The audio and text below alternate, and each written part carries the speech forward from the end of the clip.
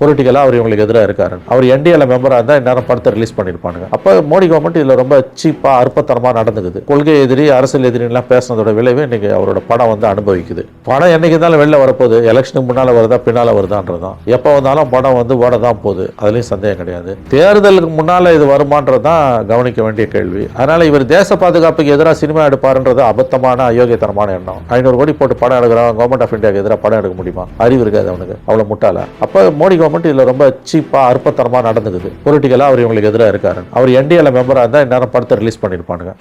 அவர் வந்து கொள்கை எதிரி அரசியல் எதிரிலாம் பேசுனதோட விளைவு இன்னைக்கு அவரோட படம் வந்து அனுபவிக்குது. அவ்வளோதான். இது ஒரு படம். அதுக்கு இவ்வளோ தூரம் கவர்மெண்ட் ஆஃப் இந்தியா போய் அதை கெடுக்கிற வேலையை ஈடுபட வேண்டிய அவசியமே இல்லை. அற்ப புத்தி கொண்டு இந்திய அரசு நடந்து கொண்டிருக்கிறது. அவ்வளோதான். படம் என்னைக்கு இருந்தாலும் வெளில வரப்போகுது, எலெக்ஷனுக்கு முன்னால் வருதா பின்னால் வருதான்றதான்.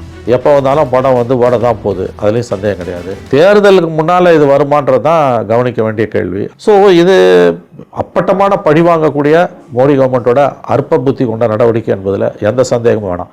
பட் சிபிஐ என்கொயரி அது லீகல் ப்ராசஸ். அவரை விசாரிக்காமல் அந்த வழக்கை குற்றப்பத்திரிகை தாக்கல் செய்ய முடியாது, முடிக்க முடியாது. சிபிஐ விசாரணை என்பது சட்டத்தின் நிலைப்பாடு. ஆனால் இந்த படத்துக்கான எதிர்ப்பு என்பது அரசியல், மோடி கவர்மெண்ட்டுடைய அற்ப அரசியல். சிபிஐ விசாரணைங்கிறது அது ஒரு ருட்டீன், அது ரொம்ப நாளாவே நடந்துகிட்டு இருக்கு. இது இதுக்காக கொடுக்கக்கூடிய நெருக்கடி கிடையாதுங்கிறது அண்டர்ஸ்டாண்டபிள். ஆனால் அதே நேரத்தில் ஜனநாயகன் இஷ்யூ அப்படின்னு வர்றது, இப்போ ரொம்ப வருஷம் கழிச்சு அவர் அந்த 1.5 கோடி ரூபாய் அவர் டேக்ஸ் கட்டலை அப்படிங்கிற அந்த ஒரு பிரச்சனை இப்போ ஹெட்லைன்ஸில் 1-2 நாள் பார்க்க முடியுது. இப்படி எல்லாம் கொடுத்து நெருக்கடி கொடுக்கக்கூடிய பட்சத்தில் ஆல்ரெடி இருக்கக்கூடிய ஆன்டி இன்கம்பன்சி, இன்னொரு பக்கம் பிஜேபி இப்படி பண்ணுறாங்களே அப்படின்னு விஜயோட ஆதரவாளர்களுக்கோ தொண்டர்களுக்கோ இருக்கக்கூடிய விருப்பு அது பப்ளிக்கும் ட்ரான்ஸ்ஃபர் ஆகி அது அவருக்கு ஒரு பெரிய ஒரு சப்போர்ட்டாக ஆகுமா சார்? அதெல்லாம் ஆகாதுங்க.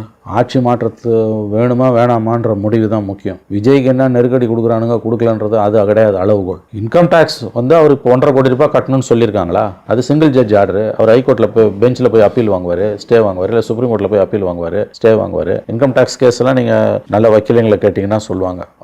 அவ்வளோ சீக்கிரம் முடியாது. சிங்கிள் ஜட்ஜ் ஒரு ஆர்டர் போட்டார்னா ஹைகோர்ட்டில் போய் அங்கே பெஞ்சில் ஸ்டே வாங்குவாங்க, இமிடியேட் ரிலீஃப் கொடுப்பான். இல்லை சுப்ரீம் கோர்ட்டுக்கு போவாங்க.